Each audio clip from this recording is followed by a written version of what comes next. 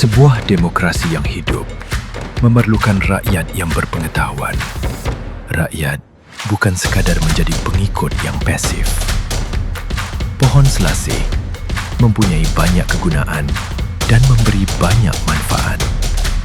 Demikian juga podcast Selasih Minda bertujuan menjana perbincangan yang bermanfaat mengenai bagaimana membina masa depan Malaysia yang lebih baik, agar rakyat dapat memikirkan pilihan-pilihan yang ada dan menentukan apa yang mereka inginkan.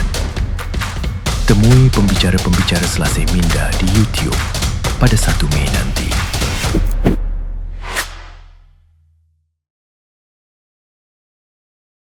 Kalau anda mengamati, saya rasa perbincangan Selasih Minda ini akan banyak memberikan suluhan kepada aspek yang berkait tentang nilai. Tapi pada hemat saya, cabarannya juga adalah pendefinisian nilai itu. Kadang-kadang ia bersifat kontekstual dan ia juga boleh kepada setengah orang ia menjadi satu konsep yang vague, yang agak kabur, bergantung pada apa yang kita faham tentang nilai. Jadi bila kita berbincang tentang Malaysia berdepan dengan cabaran semasa yang sifatnya pula global, apakah nilai global itu sentiasa cocok dengan apa yang kita inginkan? Kerana dalam episod sebelum ini juga banyak kita berikan penegasan kepada negara idaman. Apakah yang mencirikan negara idaman ala Malaysia?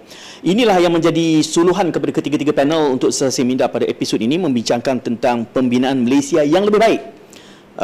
Perlu pembudayaan nilai baru atau tidak, bersama tiga panelis, Tan Sri Johan Jaafar, Profesor KS Jomo dan juga Dr. Rozhan Osman, yang kebanyakannya ini kira kawan-kawan Selasih Minda lah ni, resident panel lah ni. Dan kita ada budayawan. Tadi kita bertepuk tampar tadi, Tan Sri. Siapa yang nak memulakan pencaan ni? Tan Sri boleh memilih. Kita mula di mana, Tan Sri? Kita ikut senioriti. Senioriti. Itulah adab dan budaya Melayu. Dia sentiasa, tak apalah, kita pergi dengan Dr. Rozhan sebab dalam episod sebelum dia doktor yang berakhir. Nilai baru untuk mengangkat kemajuan Malaysia ni, apa terms of reference-nya, Dr. Rozhan, kalau kita ingin berbincang tentang itu?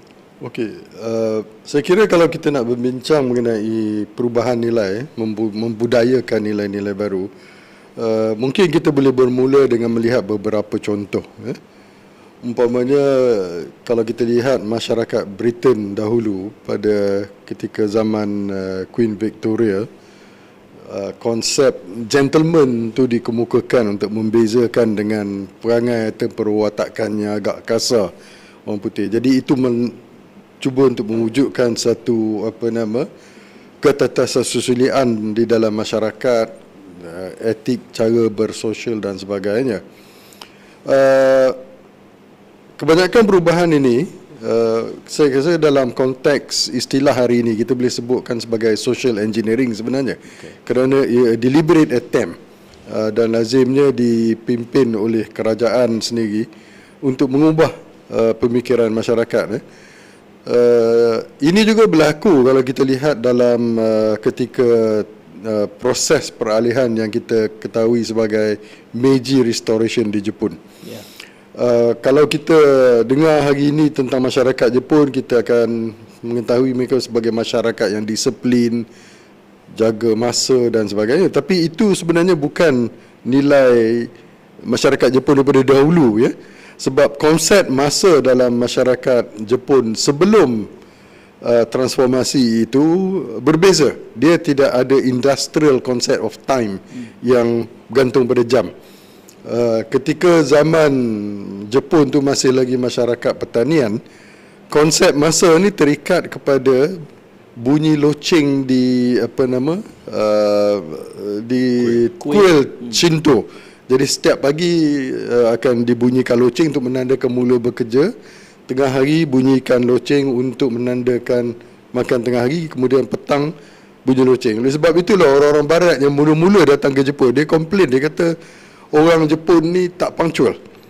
Jadi semasa zaman Meiji itu, maka di antara perkara yang digunakan untuk mewujudkan nilai-nilai dan etika kerja yang industrial adalah kepatuhan masa yang berdasarkan jam. Jadi kerajaan Jepun pada itu memperkenalkan penggunaan jam tangan ni. Dan kalau kita ingat dahulu, setiap kali sampai tepat pukul 6, pukul 8 waktu berita, dia akan ada bunyi tit tit tit dalam RTM untuk menandakan masa. Itu sebenarnya kaedah yang digunakan di Jepun. Sebab jam dulu semua spring, ya, kena dikunci tiap-tiap malam kan. Kita yang ini sempatlah dia kena kunci masa dahulu kan. Kena rezeki sekarang dia tak faham itu.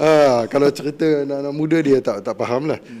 Kena kunci tiap-tiap malam, dan satu cara untuk synchronize ni kena dengar radio tiap-tiap malam. Jadi itu merupakan di antara intervensi yang dilakukan oleh kerajaan Liverpool, mengubah etika kerja dan dengan itu meletakkan asas-asas baru dalam nilai masyarakat yang membolehkan industrialisasi berlaku. Demikian juga di Korea. Pada tahun 60-an diwujudkan satu usaha oleh seorang jutawan sebenarnya, industrialis dalam bidang perubatan. Dia memperkenalkan inisiatif yang kemudiannya dikenal sebagai Samuel Undong. Ya. Dan di antara perkara yang nak diubah dalam Samuel Undong ni dalam mengubah sikap. Masyarakat Korea sebelum itu bersikap agak fatalistik, serah kepada takdir sahaja. Dan oleh sebab itu mereka tidak ada kesungguhan untuk mengubah nasib sendiri dari segi output dalam kegiatan pertanian dan sebagainya. Jadi sebagai proses itu untuk membolehkan masyarakat itu berubah, dua perkara dilakukan. Pertama, empowerment masyarakat itu. Jadi kerajaan ini membantu dari segi memberi sokongan sumber, tetapi masyarakat sendiri kena mengambil tanggungjawab untuk merancang kegiatan-kegiatan mereka. Jadi itu mengubah cara berfikir. Bila kita planning ni, kita kena ada keyakinan bahawa kita boleh mengubah nasib kita. Dan satu lagi perkara yang menarik di dalam masyarakat Korea ketika itu adalah kepercayaan kepada syaman. Macam bomoh lah. Jampi serapah. Dan di masyarakat kampung-kampung di Korea mata tu ada sejenis pokok zikova yang ditanam, yang lazimnya akan dianggap oleh orang kampung sebagai keramat.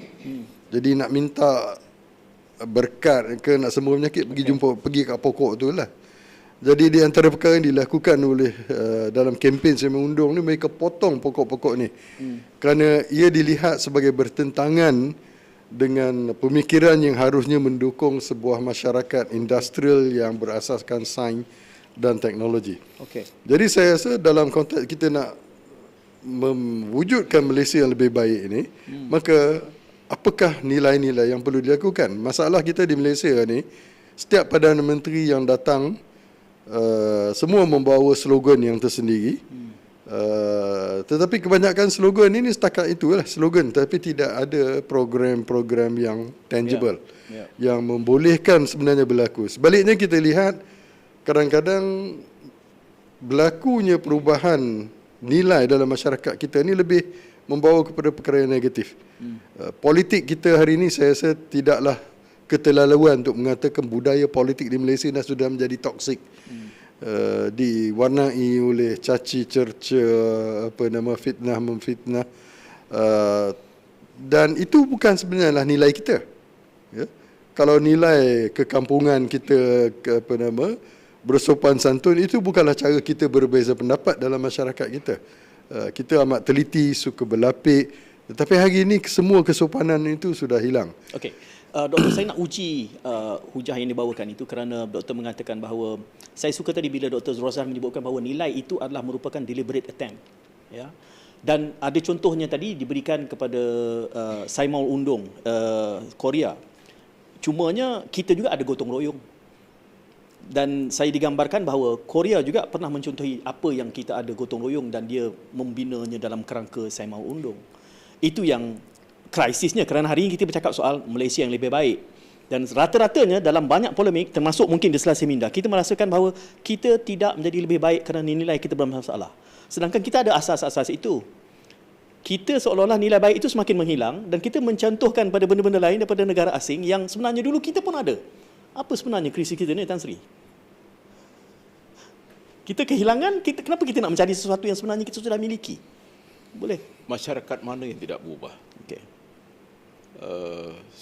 Sistem nilai berubah, dinamisme masyarakat berubah, cara kita berkomunikasi berubah, cara kita berinteraksi berubah. Semua itu adalah sebahagian daripada seluruh proses perubahan yang berlaku. Itu tak dapat kita elakkan.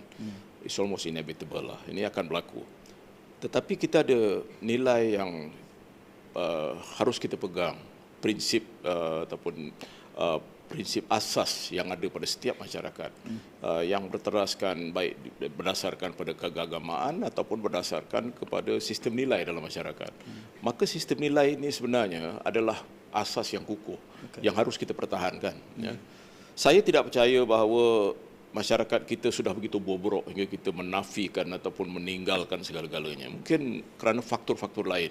Ada kesan daripada perubahan yang berlaku dalam dunia komunikasi misalnya, ya, yang menjadikan social media itu dominan, yang menguasai segala-galanya, dan kita semua bertolak dalam sistem yang sedemikian, ekosistem yang baru yang mengubah masyarakat. Tiba-tiba orang yang introvert menjadi orang yang lantang dalam social media misalnya. Ini sebahagian daripada proses yang berlaku. Ya.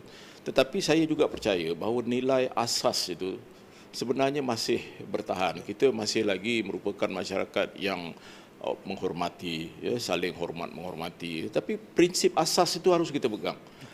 Kalau kita percaya kepada prinsip asas itu, maka kita tidak lagi untuk pergi lebih jauh daripada itu. Ya.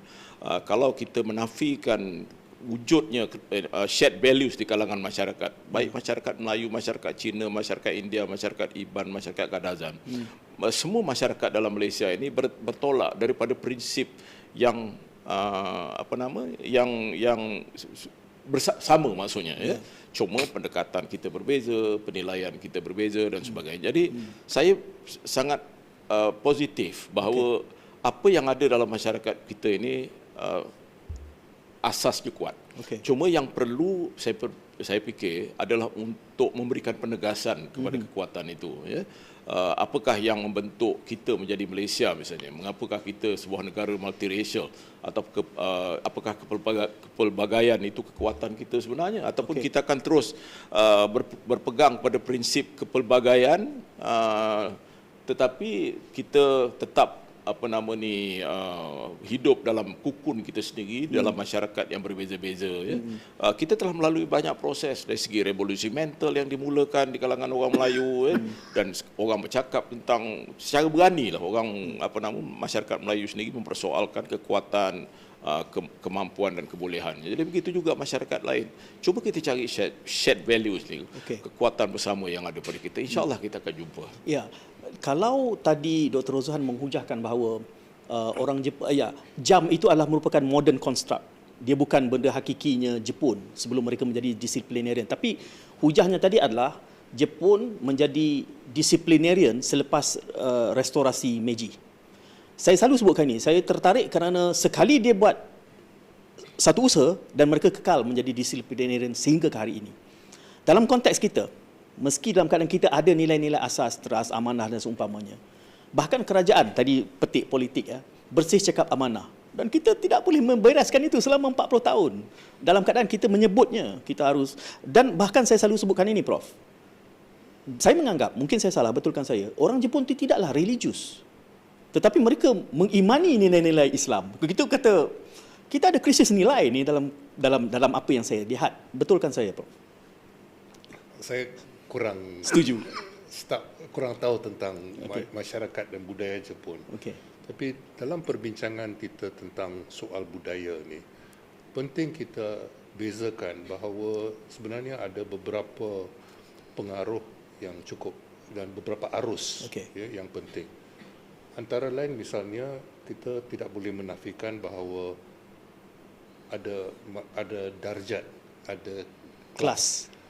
Jadi apa yang misalnya dipupuk di Maktab Perguruan Sultan Idris itu adalah, kalau kita lihat misalnya tulisan Zakbar dan sebagainya, dia menekankan potensi kerjasama, dan kerjasama itu sebahagian daripada masyarakat budaya Melayu. Dan bagi Zakbar, soal ini amat penting, dan kemudiannya pada tahun 50-an dan 60-an, dua orang yang bernama Abdul Aziz, satu Tunku Aziz dan satu lagi Abdul Aziz Ishak, yang menjadi Menteri Pertanian dan Kerjasama yang pertama, ya, di tanah air kita. Jadi soal ini dikaitkan dengan soal budaya Melayu walaupun tidak secara langsung, tapi secara tidak langsung itu implikasinya. Kemudiannya kita dapati bahawa di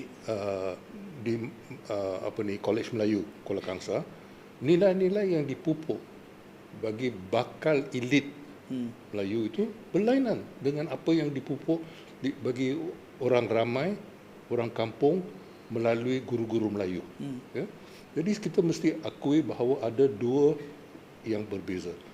Apalagi kita sebagai bekas tanah jajahan, ada pengaruh lain pula, ya? Termasuk pengaruh penjajah. Ya? Jadi saya rasa penting kita analisis segala-galanya. Bukan saya kata semua yang baik ataupun semua buruk, tapi kita mesti lihat apa potensi-potensi nilai-nilai yang berlainan itu. Begitu juga kita lihat misalnya selepas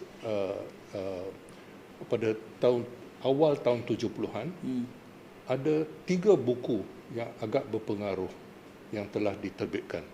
Satu, Dilema Melayu Tun Mahathir. Satu lagi, Revolusi Mental yang diterbitkan oleh kumpulan yang dipimpin oleh Setiausaha Agung waktu itu, Senu Abdul Rahman.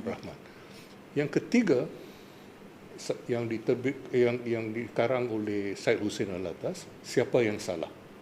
Ya? Dan kemudiannya, Siapa yang Salah diekori oleh buku dia yang Mitos Pribumi Malas.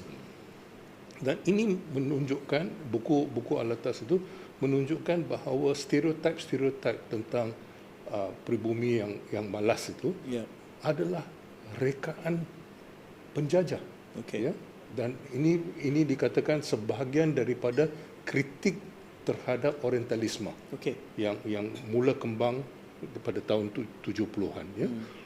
Sudah tentu Edward Said mainkan peranan yang penting, tetapi di sini juga kita dapati bahawa ada pertentangan demikian jadi kita dapati bahawa dalam perbahasan tentang soal budaya, sama ada perbahasan antara DAP dengan Gerakan Rakyat Malaysia waktu itu yang diwakili oleh adik-beradik Alatas, Syed Hussein dan Syed Nakib. Ya?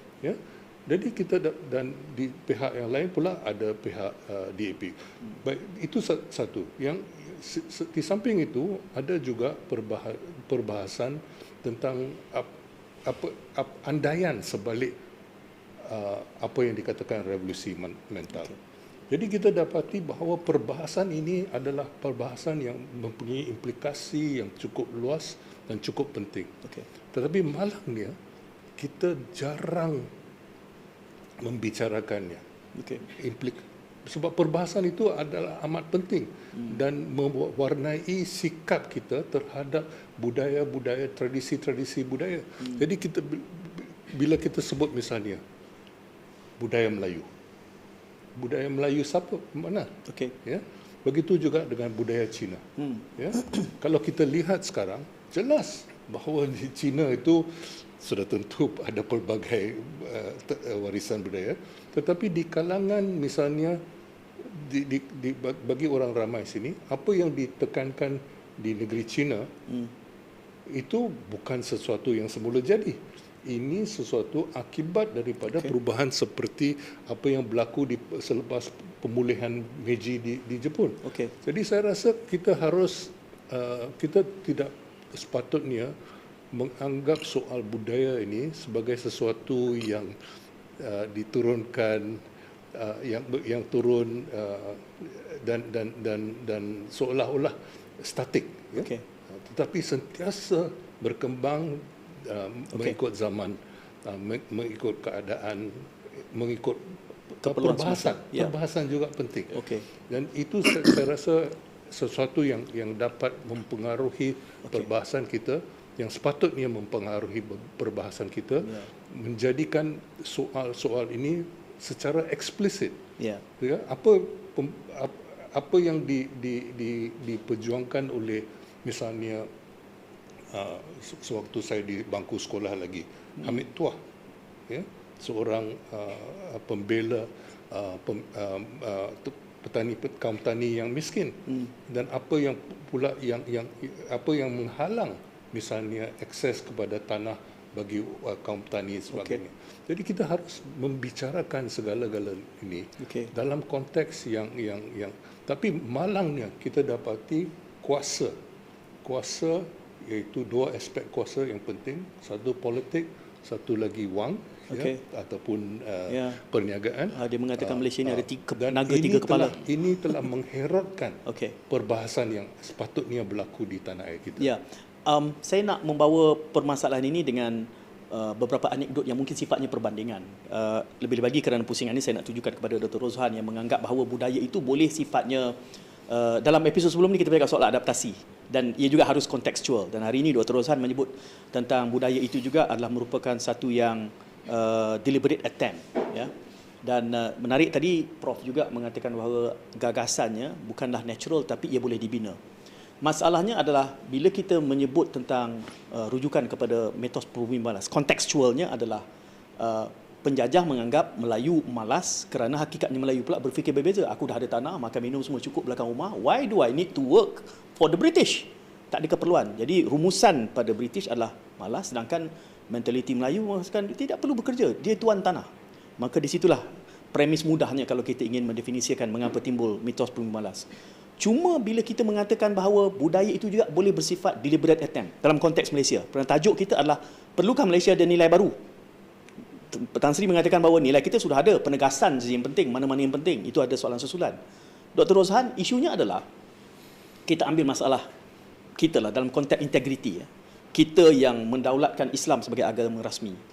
Di antara ramai-ramai Perdana Menteri yang paling banyak memperkenalkan dasar dan juga tindakan berkait tentang integriti, unit dan segala macam ni. Ketika itulah 1MDB berlaku. 9 hingga 11 attempt dalam bentuk dasar nasional. You're talking about deliberate attempt. Tetapi kelihatannya deliberate attempt dalam kerangka politik Malaysia adalah merupakan suatu pembohongan. Ya, saya kira ada kebenaran di situ sebab kadang-kadang orang politik ni lebih mementingkan mengurus image. Ya. Semua Perdana Menteri yang pernah menjawat jawatan Perdana Menteri ini akan bercakap tentang agama, akan bercakap tentang integriti. Kerana itu adalah apa yang masyarakat harapkan dan itulah yang membantu mereka membina kredibiliti mereka. Tapi di belakangnya lain cerita, ya. Akibatnya kebanyakan usaha untuk mengubah nilai dalam masyarakat dia macam tak lengkap, ya? Unfinished business. Saya pernah berkata pada kawan-kawan mandat selepas Tan Sri KSN membuat kenyataan bahawa ramai pegawai kerajaan sebenarnya pun tak faham lagi apa benda madani ini, ya? Di kalangan pegawai-pegawai kerajaan sini kebanyakan yang tak faham mengenai madani. Dan saya rasa di antara sebabnya adalah madani itu seperti mana yang pernah disebut oleh Dr. Anis Usal, kita kena clear. Ini apa dia? Ini slogan ke, dasar ke, vision ke, program. Masalahnya kadang-kadang bila kempen-kempen ini dimulakan, kadang-kadang dia setakat tu je lah. Naik billboard sepanjang highway, kan?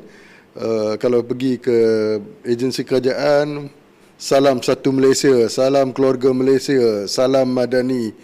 Tapi bila saya selalu nakal bila kalau saya pergi ke agensi kerajaan di Johor, lepas MC mula salam madani ke whatever ke, saya tanya berapa orang di sini boleh berdiri dan bagi ceramah 1 minit apakah itu madani? Dan tak ada seorang sampai sekarang, belum pernah ada seorang yang kata saya boleh. Ya. Dan saya melihat perubahan nilai ni sebenarnya kalau dalam konteks Samuel Undong, dia ada idea, dia ada slogan, tapi yang lebih penting ni dia ada program-program yang khusus yang turun ke peringkat angka umbi. Ya, bagaimana mentransformasi kampung, bagaimana untuk empower masyarakat kampung membuat keputusan, mengubah nasib mereka. Kalau dulu rumah orang kampung di Korea ni macam rumah atap aja, dia tukar guna genting dan sebagainya. Jadi benda tu tangible dan orang dapat melihat aku bersama-sama kempen ini, aku mendokongi kempen ini manfaat yang aku perolehi. Dan saya berkata pada kawan-kawan saya, Madani ini kalau dia menjadikan dia lebih tangible, mungkin kesannya akan lebih kuat. Umpamanya, kenapa tidak dimulakan program kejiranan madani? Okey. Membangkitkan semula nilai-nilai dan amalan yang satu ketika dahulu memang sebahagian daripada nilai masyarakat kita. Ya? Kalau dulu jiran-jiran ni selalulah masa musim perayaan hantar makanan, kalau hari-hari yang istimewa hantar makanan sama ada. Kalau rumah mak saya, bapak saya dahulu, jiran-jiran kami semua Cina. Jadi masa raya kami akan bagi kuih raya dan mereka pula akan bagi, kalau dia tak sure apa benda boleh bagi, dia bagi satu pinggan gula. Ya? So bergantung. Ya? Tapi itu merupakan perkara yang hidup dalam masyarakat, yang membawa masyarakat bersama. Okay. Kita boleh juga mewujudkan kempen umpamanya insan madani. Ya? Dan meletakkan ciri-ciri seperti mana Victorian notion of gentleman. Insan madani ni apa cerita dia? Dan kita bukan nak reinvent nilai-nilai baru. Kita nak mengukuhkan kembali nilai-nilai yang telah sebenarnya ada supaya ia menjadi lebih zahir, menjadi amalan yang dominan di dalam masyarakat. Kita boleh juga membukakan program seperti korporat madani. Menekankan agenda SDG, keterangkuman ataupun inclusiveness dalam workforce dan sebagainya. Ini merupakan sebahagian. Bila orang lihat, orang kata madani, oh, aku boleh nampak apa dia yang aku nak lakukan. Dan ini akan mempunyai kesan yang berkekalan. Ya? Kembali pada Jepun, dalam perubahan di Jepun semasa Meiji Restoration itu pun, bukan semua nilai Jepun diubah. Umpamanya dalam disiplin kerja, dia masih lagi berteras kepada nilai-nilai Bushido yang merupakan code of conduct di kalangan samurai. Okay. Jadi itu menjadi asas disiplin kerja di dalam masyarakat Jepun. Dan saya rasa penilaian yang huraian yang terperinci perkara ini dapat kita perluhi dalam buku oleh William Oichi, Teori Z, di mana-mana dia cuba menerangkan apakah nilai-nilai yang membentuk umpamanya teamwork di dalam syarikat-syarikat Jepun. Dan bagi dia merupakan pemindahan nilai-nilai kampung, nilai-nilai bekerja di bendang dan sebagainya. Kita tak pasti kerjasama, tak boleh satu keluarga saja mengusahakan satu bendang. Jadi kerjasama situ, jalinan itu yang berasal usul dari kampung dibawa dalam konteks industrial. Tapi kita tidak ada satu pendekatan yang conscious untuk menghidupkan usaha sebegini. Oleh sebab itulah ada aspek perubahan nilai ini akan berlaku. Kita respon kepada realiti dan sebagainya, pengaruh media, pendidikan dan sebagainya.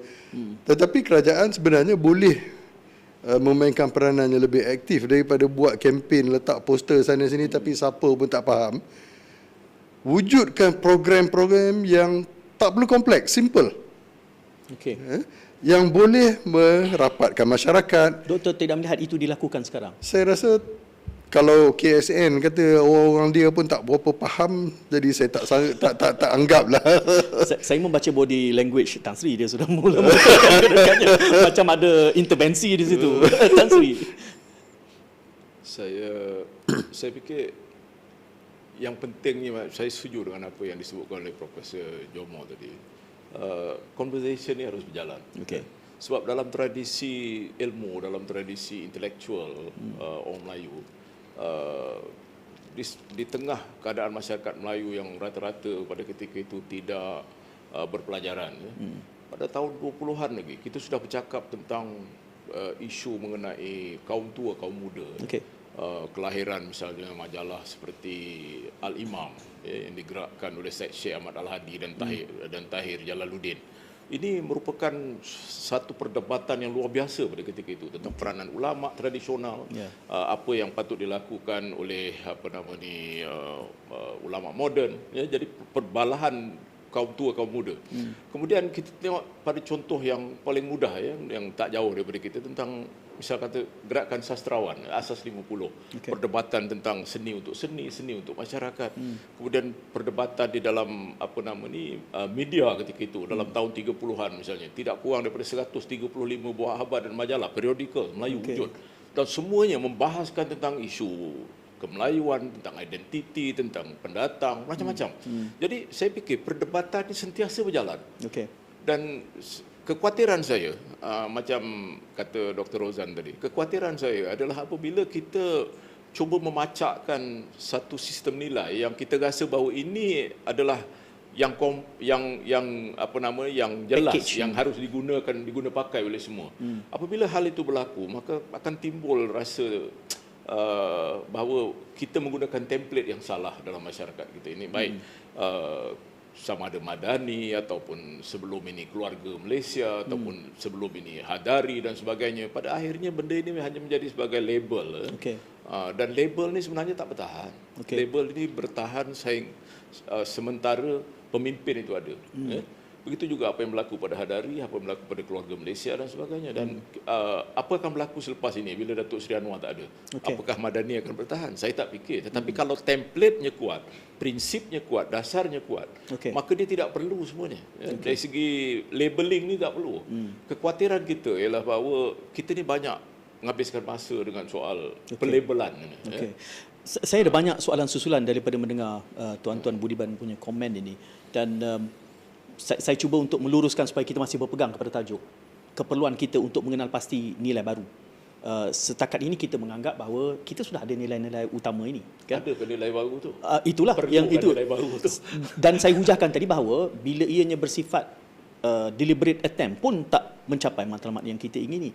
Saya nak tanya sebelum saya beralih pada Prof adalah kepada Tan Sri. Tan Sri, di awal itu akhirnya bila kita bercakap soal nilai, kita terdorong untuk membuat rujukan kepada nilai Melayu dalam keadaan kemajmukan Malaysia. Saya ambil hujah Prof Naqib misalnya. Dia kata kekuatan Malaysia ini adalah kerana Malaysia merupakan cornucopia. Semua tamadun utama ada di sini. Dan sepatutnya itu menjadi trust nilai kita. Persoalannya, apakah itu menjadi nilai Malaysia ataupun akhirnya keakuan ini nilai Melayu, ini nilai Cina, ini nilai India, dan tidak membina hasrat nilai negara idaman itu, Tan Sri? Ada kebijaksanaan yang mengatakan bahawa identity contestation ini penting untuk negara majmuk. So kita berkontes lah, kita berperang identiti lah, bahawa orang Melayu harus mempertahankan kemelayuannya, orang Cina harus mempertahankan kecinaannya, orang India begitu, orang Kadazan begitu. Okeylah, kita kata diversity is our strength lah. Tetapi soalnya sampai bila? Takkanlah kita hanya kita celebrate keadaan apabila seorang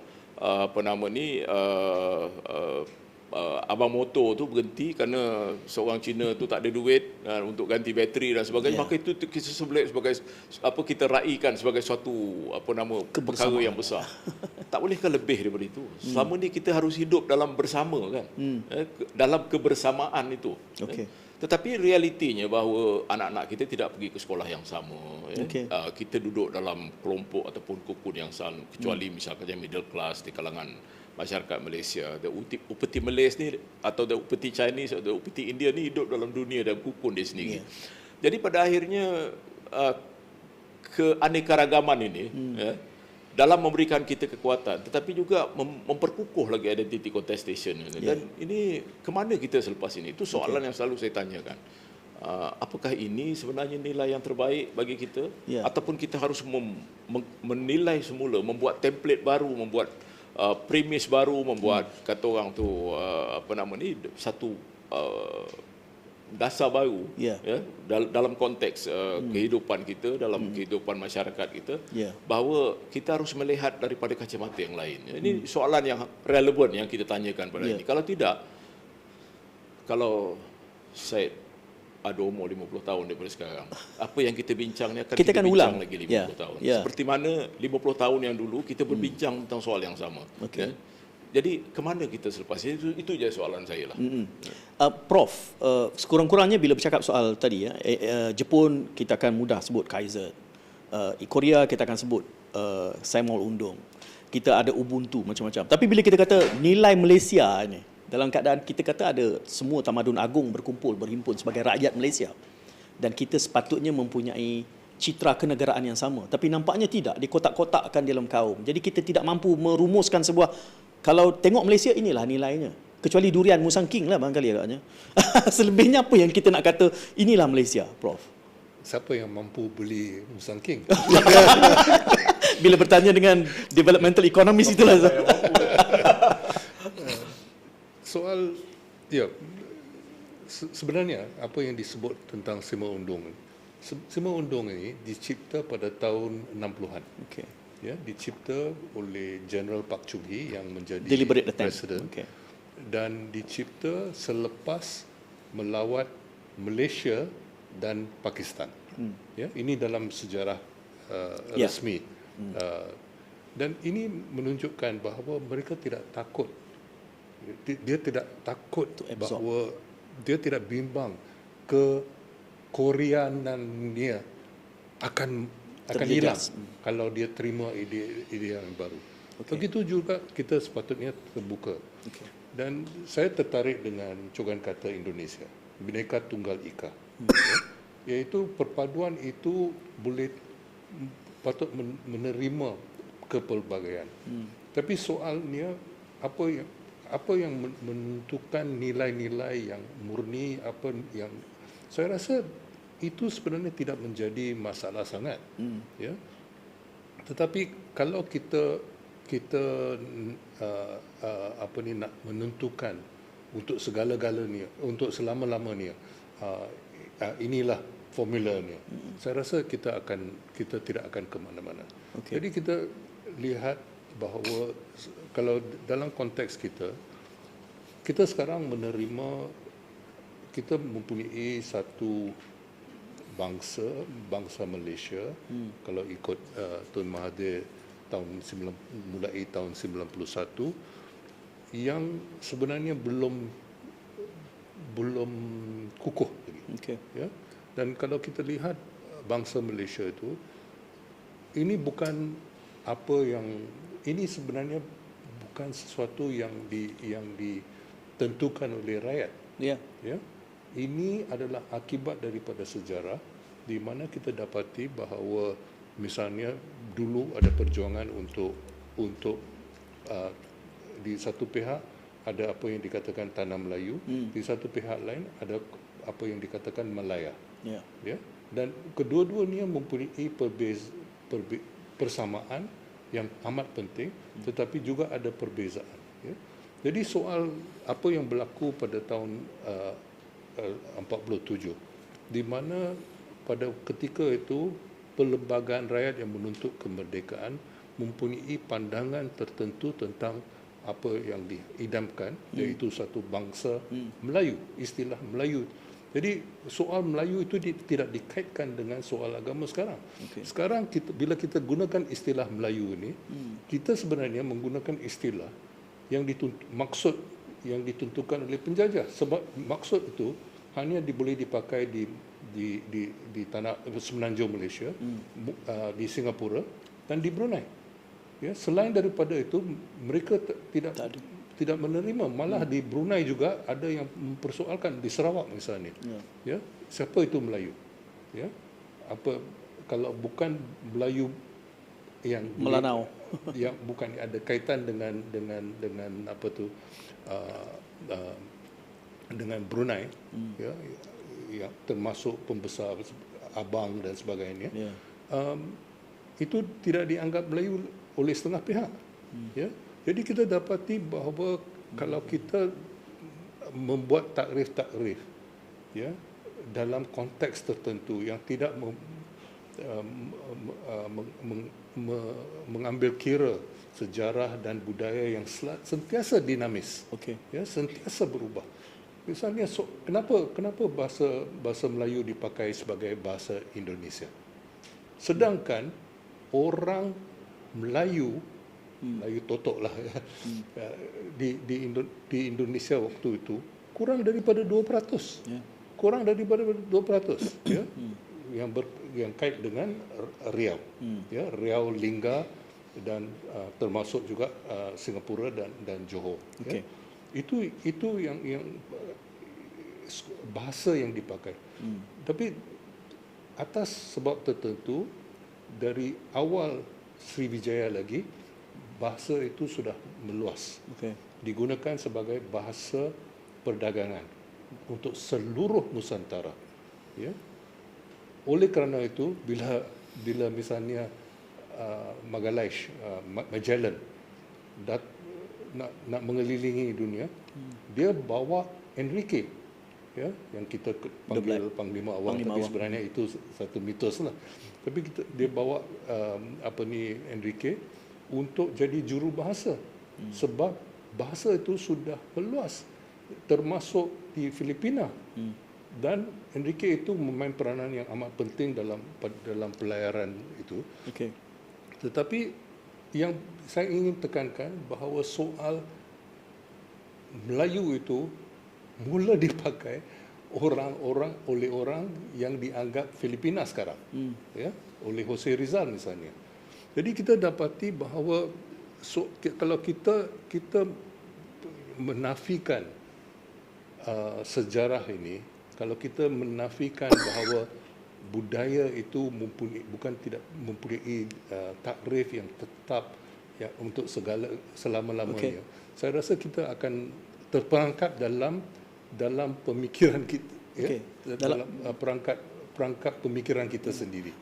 Oleh kerana itu, untuk maju ke depan, ya, buat sementara sudah tentu ada ide-ide yang kita perlukan, patut dipupuk dan sebagainya di kalangan orang ramai, dan itu sama ada asal dari sini ataupun ada pengaruh yang lain, kita sepatut majukan, ya, termasuk daripada tentu Islam mempunyai pengaruh yang penting. Tapi selain daripada Islam ada juga yang lain, ya. Dan bukan kita nak tolak segala-galanya dari budaya yang dikaitkan dari segi bahasa dan sebagainya dengan penjajahan, dengan imperialisme. Jadi kita patut mempunyai satu pandangan yang lebih yang cukup menarik. Ya, dan kita dapati misalnya ada satu drama yang dikarang oleh arwah Ali Hashim yang berjudul Kandang itu satu, yang terpengaruh oleh Orwell. George Orwell itu bukan nama sebenarnya, dia gunakan nama itu. Tapi dia daripada latar belakang yang boleh dikatakan latar belakang bawahan, ya. Dan bagi dia lebih sensitif dan dia menentang budaya yang dia anggap berkuasa, sama ada seperti juga Charlie Chaplin dalam Modern Times, ya. Dia menolak budaya kuasa yang ada dalam kilang dan juga di dalam masyarakat, yang membawa kepada filem Charlie Chaplin yang lain, The Great Dictator. Ya. Jadi kita dapati bahawa sebenarnya bagi saya sumbangan Ali Hashim itu, ya, sesuatu yang cukup menarik, sebab dia telah menulis satu drama yang lain berjudul Datuk Seri, ya, yang terpengaruh dengan Macbeth. Apakah kita akan menolak misalnya apa yang dibawa oleh Shakespeare dan sebagainya kerana bukan Melayu? Saya tertarik sini sebab saya kembali pada Dr. Rozhan bila kita satunya deliberate attempt itu, ya. Dan beberapa kali disebut soal bangsa Malaysia. Dan entah kenapa bila kita membincang ini, mungkin kerana quorum kita semuanya Melayu. Bila kita membuat rujukan, kita akan merujuk kepada nilai Melayu. Seolah-olah macam kita menganggap ia harus disepakati. Ini belum lagi kita ada wakil Borneo nanti. Kalau ada wakil Borneo, jadi dinamism dia akan mencapah lebih besar lagi. Tapi tak apa, itu mungkin episod akan datang. Cuma Dr. Rozhan, ya, isunya sekurang-kurangnya Tan Sri mengatakan bahawa kita kena ada keberanian, kena ada stamina untuk memperdebatkan ini. Prof pula mengatakan bahawa ada je unsur-unsur global tu yang boleh diserap, dan jangan takut kerana saya mahu undung juga, bukan menggambarkan bahawa keberanian untuk menyerap nilai-nilai baik. Dalam episod sebelum ni kita bercakap soal keberanian atau ada keberanian atau tidak untuk memberikan definisi baru ini terhalang disebabkan oleh struktur yang ada. Elit, dan sekali lagi bila kita rujuk Melayu je, elit yang menguasai politik, termasuk menyekat elemen-elemen pembaharuan dalam pemikiran ini, walaupun kita sebut soal revolusi mental. Contoh, bangsa Malaysia ni kalau kita bawa ke pentas ini, saya hampir merasa yakin ramai di luar sana yang kuat kemelayuan menganggap bahawa ini akan melunturkan ketuanan. Jadi, wah, kita berdepan dengan satu halangan nak memperdebatkan ini. Kecuali mungkin 4-5 orang kita di Selasih Minda adalah kot yang ada stamina. Tan Sri, dia datang selalu Tan Sri, ya. Untuk kita bincangkan ini. Quorum di luar sana, saya rasa kebanyakannya kita sebut bangsa Malaysia akan merasa terganggu. Jadi bagaimana kita boleh menangani cabaran untuk memperkenalkan nilai yang kita boleh kata inilah nilai Malaysia? Saya merasakan wujudnya suasana ini adalah sesuatu yang disengajakan oleh mereka yang berkuasa. Contoh, ya, saya rasa kita pernah bincang sebelum ni. Selepas 13 Mei 1969 maka diwujudkan rukun negara. Tujuannya untuk mewujudkan bangsa Malaysia lah. Okay. Ya. Tetapi pada ketika yang sama wujud juga agensi-agensi kerajaan yang tujuannya adalah untuk brainwashing rakyat, pegawai kerajaan, pemimpin pelajar dengan idea seperti ketuanan dan sebagainya. Jadi kita sentiasa menghadapi dua undercurrent yang bertentangan. Ya. Satu yang official, satu lagi yang sebenarnya dibiayai juga oleh pemerintah. Dan sekarang ni pun, kalau kita lihat perbahasan mengenai UEC baru-baru ni, isu sekolah vernacular, kita melihat seolah-olah ada kecenderungan situ untuk menekankan asimilasi. Dan saya rujuk kembali kepada beberapa dokumen yang penting dalam isu dasar pendidikan kita. Laporan Razak yang diterbitkan pada tahun 1956, kemudian laporan Rahman Talib pada tahun 1961, laporan Hussein On tahun 1971 selepas lebih kurang 2 tahun selepas 13 Mei, dan juga laporan Mahathir pada tahun 1985. Kesemua dokumen-dokumen ini menjadi asas dalam pembentukan dasar pendidikan negara kita. Dan satu perkara yang menarik adalah kesemua dokumen ini masih menegaskan, mengiktiraf pendidikan vernacular. Tidak ada satu pun daripada dokumen ini, ya, termasuk yang laporan Hussein On tahun 1971 mengatakan, kita kena tutup pendidikan vernacular kerana ia membawa perpecahan. Dan saya andaikan sudah tentu dalam kajian yang membawa kepada laporan ini yang dilakukan oleh kerajaan sendiri, mereka telah meneliti data, ia bukan sesuatu yang dibuat secara mudah. Malahan laporan Mahathir ini diterbitkan selepas dia dah jadi Perdana Menteri, bukan lagi Menteri Pendidikan. Maknanya ia memakan masa 2-3 tahun untuk kajian-kajian ini disiapkan. Tapi pada ketika yang sama, kita juga mendengar orang yang berhujah bahawa pendidikan vernacular menyebabkan perpecahan, menjejaskan perpaduan nasional. Saya ingat lagi yang Prof. Abdul Rahman Embong pernah menyebut, doktrin asas kita dalam penubuhan Malaysia adalah integrasi. Kita berbeza daripada Thailand dengan Indonesia yang menekankan asimilasi. Dan sedikit sebanyak apa yang kita perhatikan daripada laporan-laporan menggambarkan sebenarnya pegangan kita kepada doktrin itu.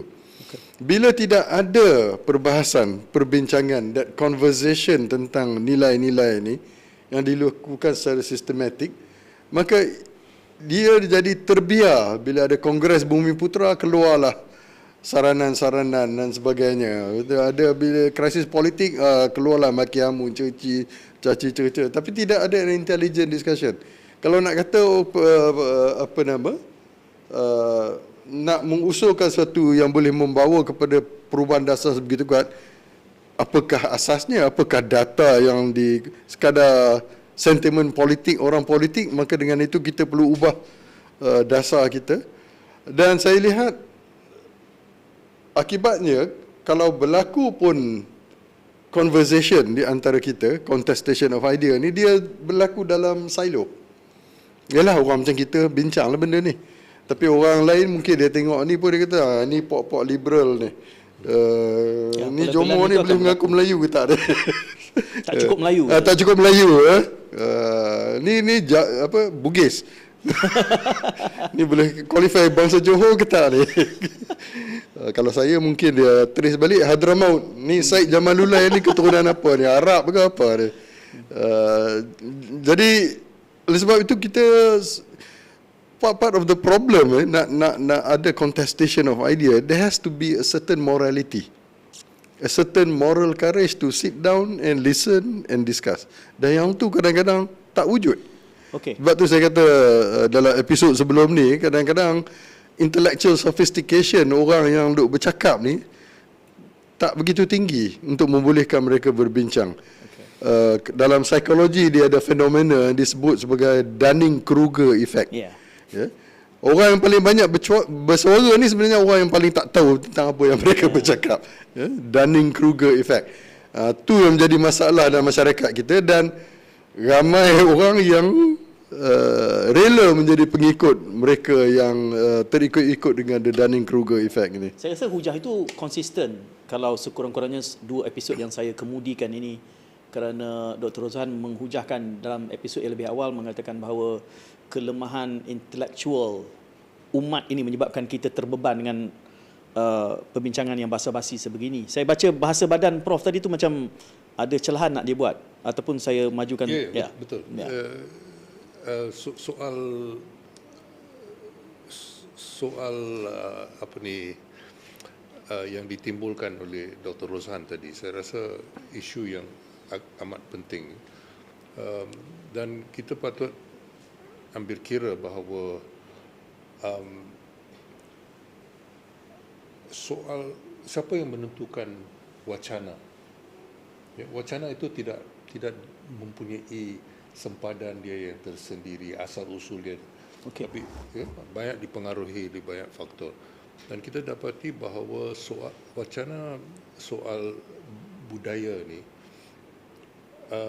misalnya istilah ketuanan Melayu. Ya. Istilah ketuanan Melayu usianya 40 tahun. Kerana setelah Tan Sri Daula Ahmad, ya, yang lebih dikenali sebagai Daula Ahmad Kok Lanas, ya. Tan Sri Daula Ahmad dulu orang yang rapat sekali dengan Tun Razak, kemudian ditahan setelah Tun Razak meninggal di bawah Akta Keselamatan Dalam Negeri, dan kemudian dibebaskan bila Tun Mahathir menjadi Perdana Menteri tahun 81. Jadi Tan Sri Daula ingin kembali secara politik, dan dia mengarang artikel yang terbit pada tahun 86 dan juga menyampaikan satu ucapan, kalau tak silap saya, di Singapura, ya, di mana dia mengemukakan idea ketuanan Melayu. Saya masih teringat, saya pernah bersama dengan beberapa pemimpin UMNO ketika itu. Kebanyakan mereka yang rapat dengan Tun Mahathir tidak senang dengan itu. Dia apa hujah balasnya? Mereka marah, dia kata, kalau you cakap Melayu ni semua tuan, bagaimana, siapa yang pengikut, ya? Kalau seorang yang kerja sebagai driver, dia tuan, ya, dia kerja untuk siapa? Dia tuan. Ya, implikasinya cukup besar, ya. Jadi kita dapati bahawa istilah yang dipakai, bahasa yang digunakan mempunyai implikasi yang, jadi cita-cita orang ramai terhadap hubungan antara manusia ini tidak akan dapat diselesaikan. Ya. Cita-cita itu tidak akan tercapai. Jadi ini menimbulkan masalah bagi pimpinan UMNO. Ya. Jadi saya rasa yang itulah yang ingin saya tekankan, bahawa sekarang kita dapati bahawa orang yang naik dari segi politik menggunakan lemparkan cogan kata seumpama itu, tanpa memikirkan implikasinya untuk membantu membolehkan kenaikannya dari segi politik. Tetapi mereka tidak memikirkan implikasinya terhadap orang lain. Ini macam perangai Presiden Trump. Ya. Bukan, secara serius. Ya. Sebab kita dapati bahawa itu apa yang memberi kelebihan politik dalam jangka pendek itu yang diutamakan. Ya, implikasinya terhadap masyarakat, implikasinya terhadap orang Melayu, implikasi dia terhadap tanah air, terhadap Malaysia sendiri, semua itu tidak dipikirkan. Kerana asalkan dia membantu kemajuan peribadi untuk orang yang membawa cogan kata demikian. Ya. Tan Sri, saya nak ialah istilah apa? Longgok lah. Beberapa idea-idea besar dalam minit-minit berbaki ni atas wibawa Tan Sri, kerana kita beberapa yang kita sebutkan tadi soal ia boleh dilakukan secara deliberate attempt, dan Tan Sri juga mengatakan bahawa kita sudah pun ada pasak-pasak nilainya. Banyak kita menggunakan istilah nilai dan budaya itu secara interchangeable kerana kita membuat rujukan bila membincangkan ini. Kita juga berdepan dengan cabaran ada kelompok yang mungkin tak mahu nak mengubah definisi ini. Dan Tan Sri juga mengatakan bahawa kita kena ada stamina, kena ada keberanian. Prof kata kena berani untuk memperdebatkan. Dan kelompok yang berani, berstamina, berminat, mungkin kecil. Selasih minda plus-plus. Sikit saja. Tan Sri juga menyebutkan kata perlu ada penegasan. Ya, kerana kita sudah ada banyak nilai-nilai ini. Di sana sikit, di sini sikit. Dengan kemajmukan kita sebenarnya kita ada banyak lagi yang boleh kita jadikan rujukan. Cuma ia tidak menjadi nilai yang menjadikan Malaysia lebih baik. Tajuk utama kita adalah menjadi Malaysia lebih baik. Dan di satu sudut kita boleh melihat bahawa menjadi lebih baik itu harus memperkukuhkan institusi. Kerana dalam hujah nasionalisme civic dalam episod sebelum ini, selama ia bersifat merit dan mengukuhkan institusi, akhirnya kelompok majoriti juga akan mendapat manfaat dia.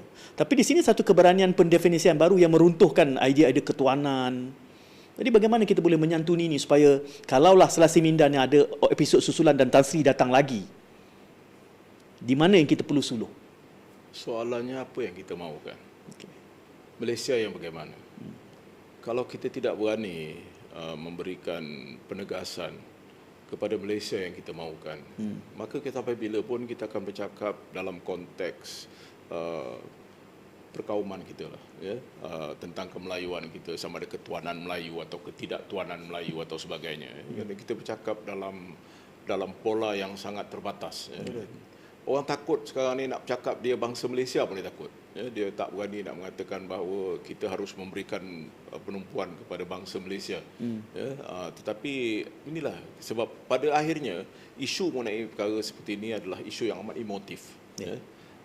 Amat emosional sifatnya. Jadi kadang-kadang dalam proses untuk menentukan identiti ini, kadang-kadang kita tak mau langsung menerima hakikat kelainan itu. Kita merasakan bahawa kita adalah bangsa yang betul, yang terbaik, ya, dan begitu juga agama kita. Jadi masing-masing itu mau mempertahankan kedudukannya dalam situasi yang sangat emotif. Dan hal ini dipersulitkan lagi apabila politik itu sebenarnya adalah politik bukan untuk menyelesaikan masalah. Saya fikir politik wujud kerana matlamat untuk tidak menyelesaikan masalah. Kalau politik boleh menyelesaikan masalah, maka tak ada politician.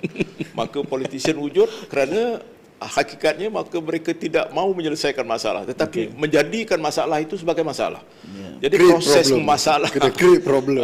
Masalah itu bagus untuk karier mereka. Ya, proses memasalahkan masalah inilah yang menyebabkan politik itu dinamik, hebat, ya, lantang, bising. Ya. Tetapi kita juga tak bolehlah ikut kepada pola yang sebegitu. Maka kita juga, ya, sebagai rakyat yang bertanggungjawab, saya tak mau bercakap tentang pemimpin yang bertanggungjawab. Saya lebih suka bercakap tentang rakyat yang bertanggungjawab, pengundi yang bertanggungjawab.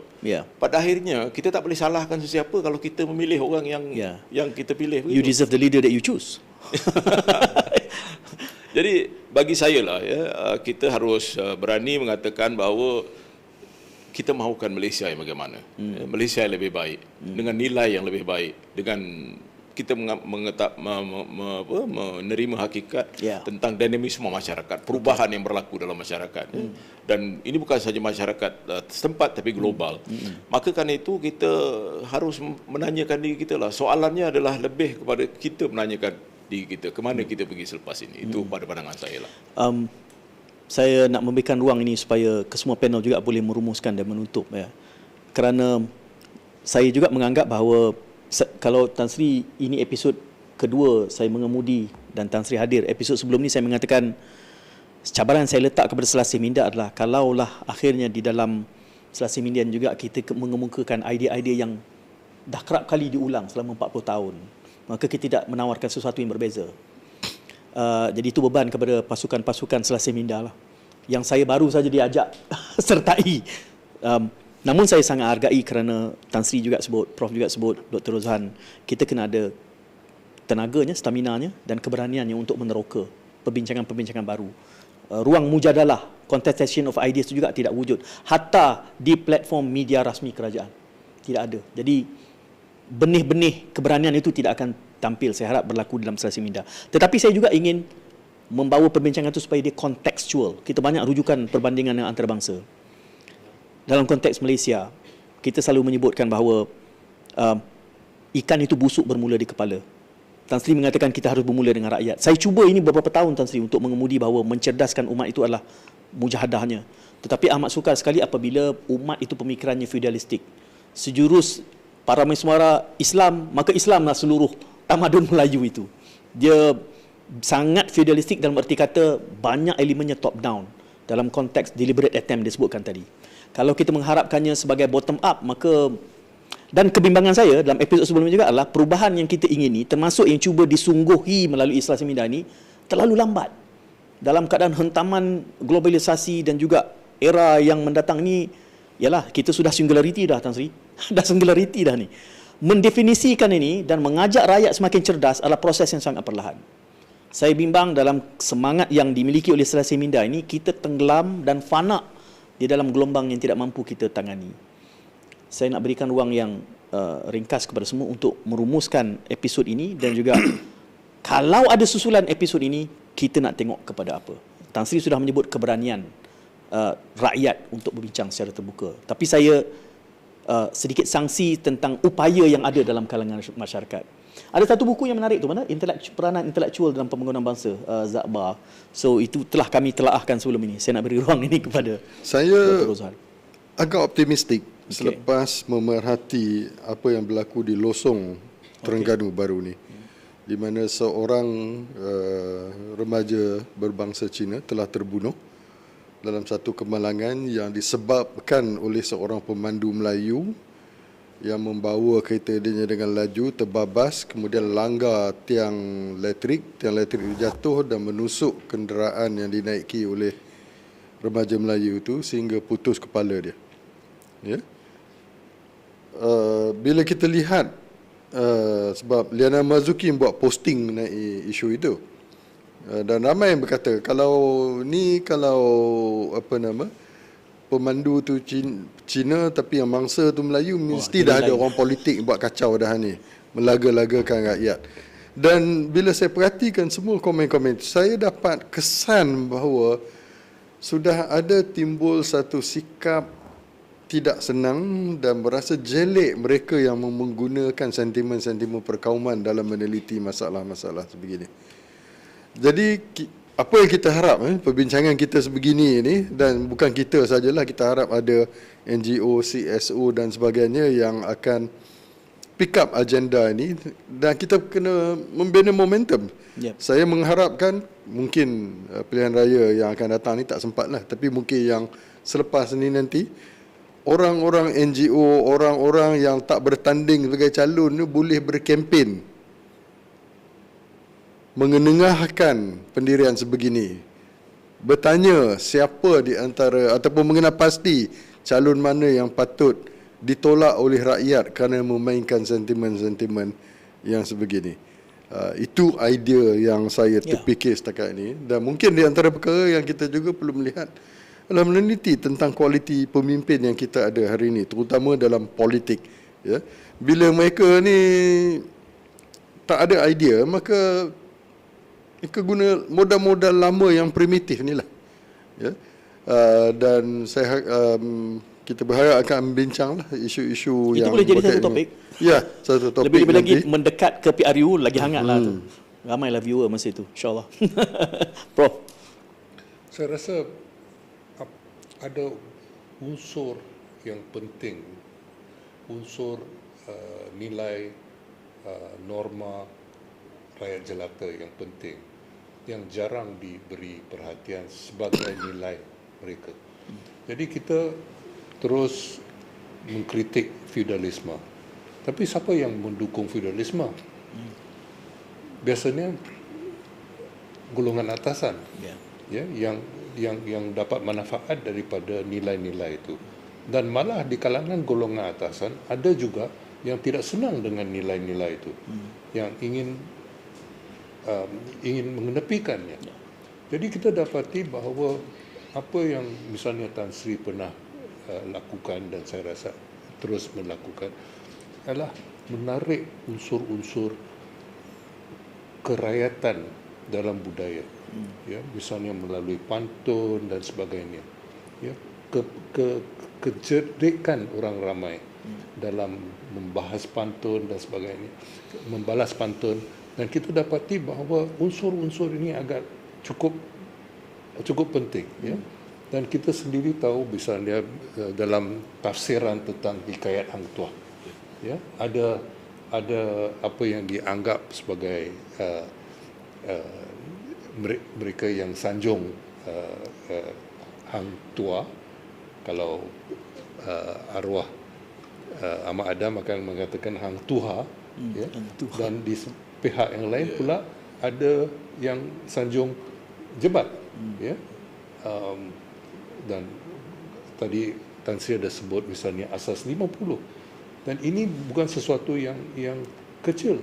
Kalau kita lihat misalnya penerbitan Mastika dulu, ya, pada ujung tahun 40-an, tahun 50-an, belum ada satu pun analisis yang mendalam tentang pentingnya ini dalam memupuk semangat anti-imperialis, anti penjajah untuk memikirkan bangsa baru untuk Malaysia. Kalau kita lihat misalnya, saya masih ingat saya pernah bincang dengan arwah Hasnul Hadi, ya, ada anak pada Cikgu Hadi. Hasnul Hadi pernah mengatakan bahawa dia pernah kerja, bila dia pergi ke Singapura tak ada peluang kerja lagi dengan utusan, dia pernah kerja dengan Surat Khabar Melayu Raya, ya.